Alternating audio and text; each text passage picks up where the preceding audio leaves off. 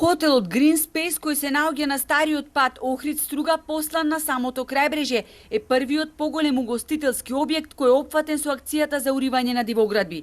Утрово со полициска асистенција, општинските градежни инспектори заедно со ангажираните екипи на терен се обидоа да го спроведат уривањето согласно издаденото решение за отстранување на објектот, но сопственикот на хотелот им кажал дека самиот ќе го сруши.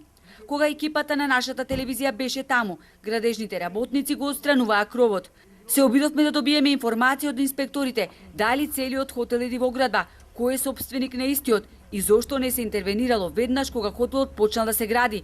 Оти се работи за голем угостителски објект кој од самиот пат е лесно воочлив, но инспекторите глава не свртија.